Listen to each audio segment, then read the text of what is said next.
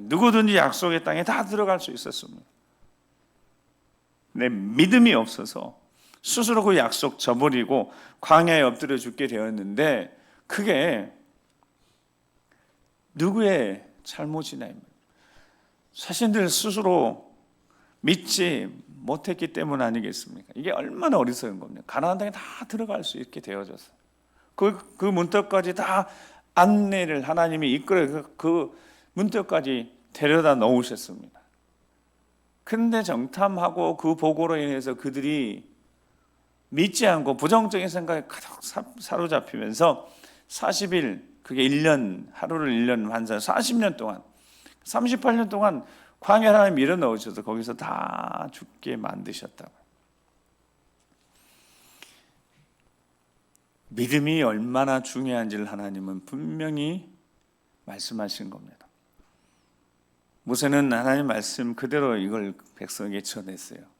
그랬더니 백성들이 슬퍼합니다. 슬퍼하고 탄탄한데, 여러분, 하나님 앞에 진심으로 회개하지 않습니다. 오히려 다음날 보니까 백성들이 아침 일찍 일어나서요, 산 꼭대기로 올라갑니다. 그리고 모세에게 이렇게 이야기합니다. 민수기 14장 40절에 보면, 아침에 일찍 일어나 산 꼭대기에 올라가며 이르되 보소서, 우리가 여기 있나이다. 우리가 여호와께서 허락하신 곳으로 올라가리니 우리가 범죄했음이니이다. 자, 말씀을 자세히 보세요. 범죄했으면 철저히 회개하면 되죠. 하나님 앞에 엎드려서 믿지 못하고 하나님 원망한 것에 대해서 철저히 용서를 구하고 자신들 용서해 주셔서 약속의 땅에 들어갈 수 있는 기회를 다시 한번 달라고 그렇게 기도해야 되는 것이 정상인 거죠. 근데 아침에 뭐 하고 있어요? 아침 일찍 일어나서 가나안 땅으로 올라가고 있는 겁니다. 가나안 땅으로 올라가고 있는 거예요. 하나님 허락하지도 않으셨는데 가나안 땅 들어가는 거예요. 올라갑니다. 민수기 14장 41절에 45절에 모세가 그래서 너희가 어찌하여 이제 여호와의 명령을 범하느라 이 일이 형통하지 못하리라. 여호와께서 너희 중에 계시지 아니하니 뭐 하지 말라고요? 올라가지 말라. 너희가 너희의 대적 앞에서 패할까노라. 아말렉과 가나안 일이 너희 앞에 있으니 너희가 그 칼에 망하리라. 너희가 여호와를 배반하였으니 여호와께서 너희와 함께하지 아니하시리라. 뭐하지 아니하신다고요? 너희와 함께하지 아니하시리라. 자, 44절 45절 읽습니다. 시작.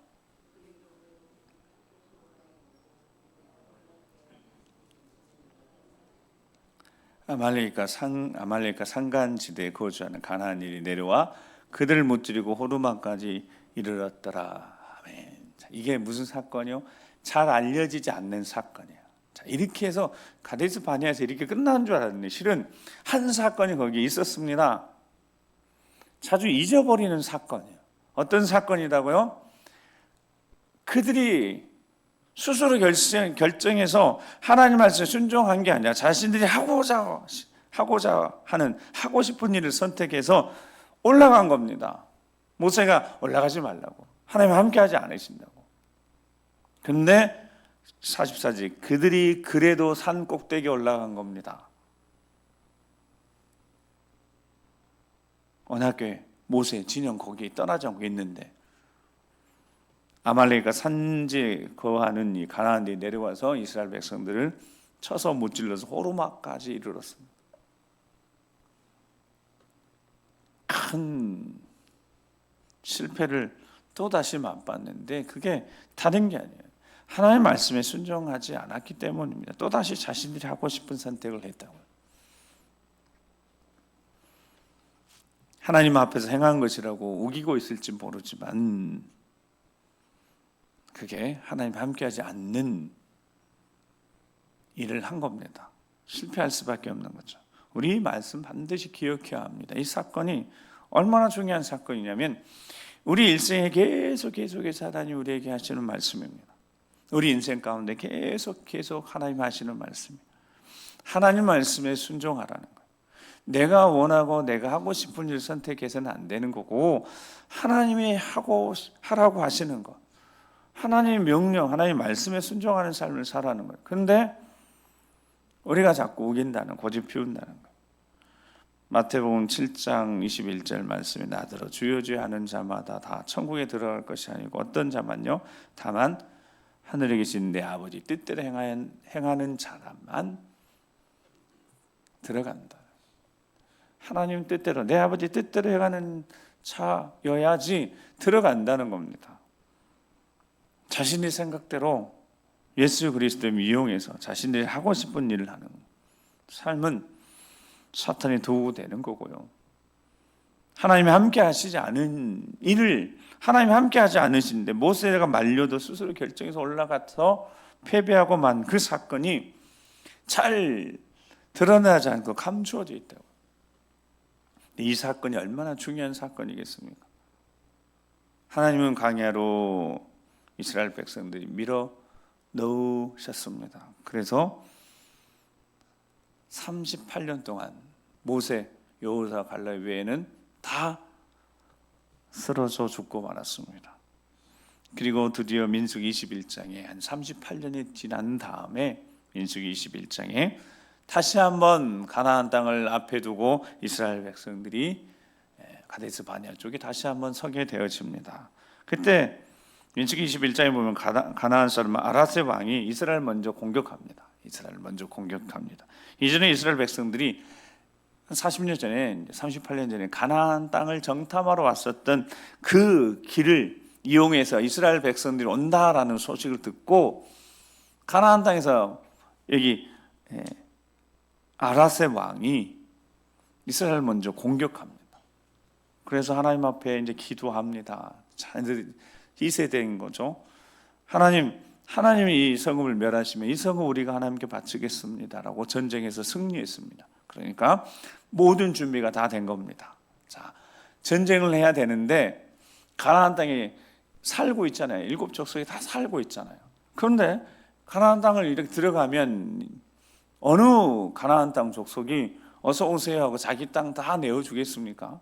원래 자기들이 지금 차지하고 살고 있는데 전쟁을 해야 되는 거잖아요. 전쟁을 해야 되는데 제일 중요한 게 선전포고나 또는 선제 공격을 하는 거잖아요. 그런데 감사하게도 가나안 쪽에서 먼저 선제 공격을 했습니다. 그러니까 이제 명분이 생겼잖아요. 올라가서 전쟁하면 되는 거죠. 물론 먼저 선제 공격을 할 수도 있지만 가나안 아랏 왕이 먼저 공격을 했으니까 남쪽에 있는 아랏 땅이 먼저 공격을 했으니까 그러면 이제 밀고 올라가면 되잖아요. 모든 것들이 다 이제 완벽하게 준비가 된 겁니다. 그런데 문제가 오늘 본문에 생기는 거죠. 호르사로 출발해서요, 홍해길로 위쪽으로 쭉 이제 올라가려고 하는데 문제가 에돔이었습니다. 에돔 왕이 그 가는 길, 가나안 땅으로 가는 길을 허락하지 않는 겁니다. 이 본문 우리 잘 아시잖아요. 그래서 에돔 땅을 우회해야 되는 거예요. 이쪽 올라가면 되는 것을 이 밑으로 남동쪽으로 쭉 내려와서 우회해야 되는 겁니다. 자, 그 길로 그렇게 된 걸로 말미암아서 백성들이 마음이 상하고 말았습니다. 이렇게 올라가면 되는데 밑으로 이렇게 남동쪽으로 내려와서 나중에 이제 쭉 올라가 다시 미디안 광야로 동쪽으로 가게 되어지는 우회하게 되어지니까요.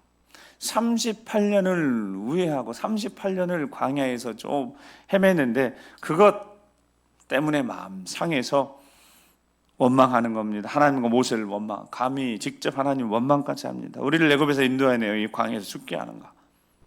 아브라함에게 약속하신 그 약속의 땅을 향하여 이제 첫 번째 부모 세대는 실패하고 그 자녀 세대가요, 하나님을 원망합니다.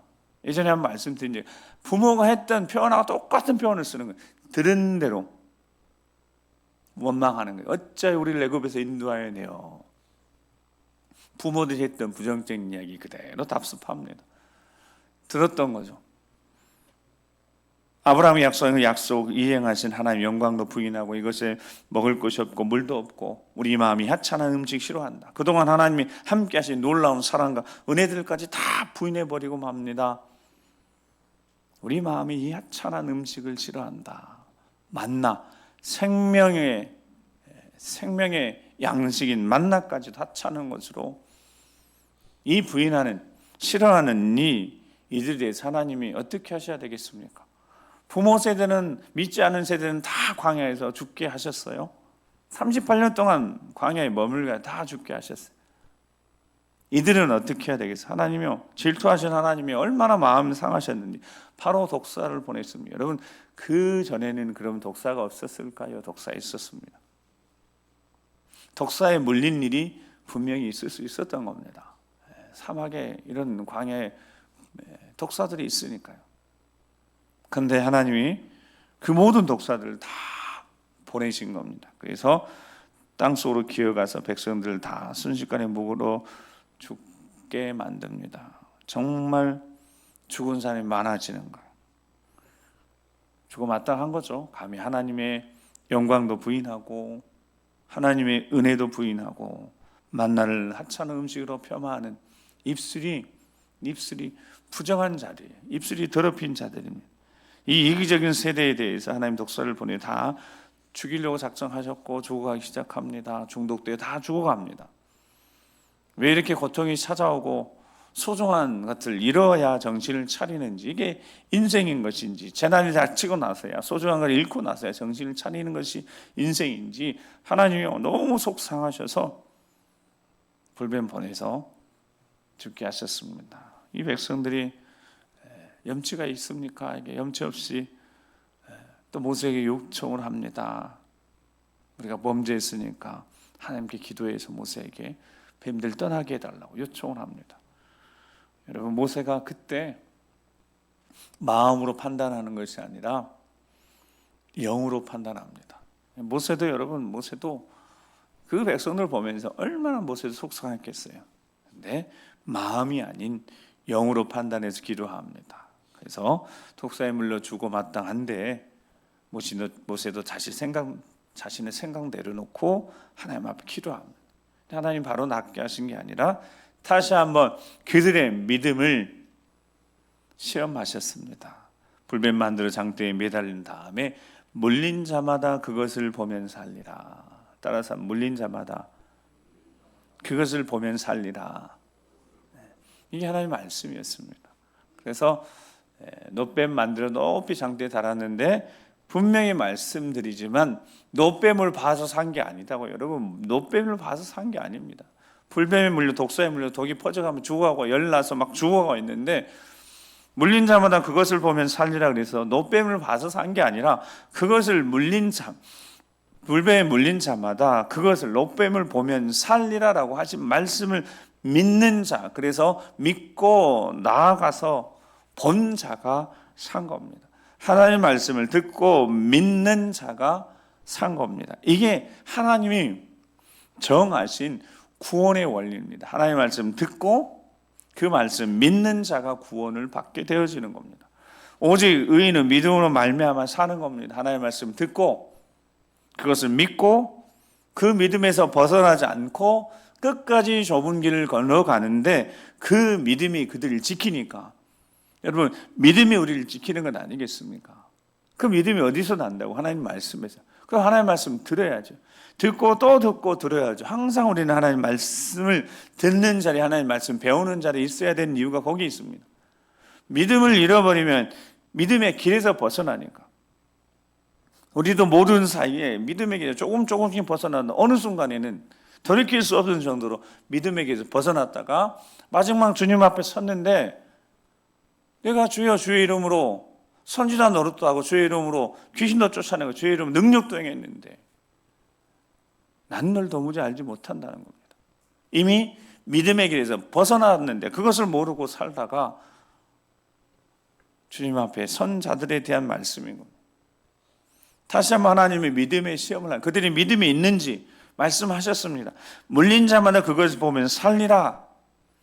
라는 말씀을 듣고 그게 무슨 소리야, 말도 안 되는 소리라고 하면서 믿지 않는 자들은 그대로 죽었지만 그 말씀을 듣고 마음에 믿음이 생겨서 그래, 하나님 말씀하셨으니까 놋뱀 보면 살리라고 말씀하셨으니까 믿고 천막에서 기어 나와서 놋뱀을 본 자만 살았습니다.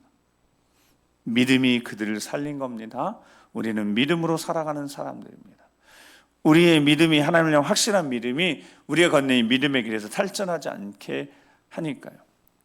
일평생 우리가 그래 해야 될 일은 한 번 구원받은 이후에 하나님 자녀가 된 이후에 우리가 걷는 이 믿음의 길에서 탈선하지 않고 계속 믿음의 길을 가도록 말씀을 듣고 말씀 배우고 은혜를 받고 지혜를 얻는 예배의 자리에 반드시 있어야 합니다.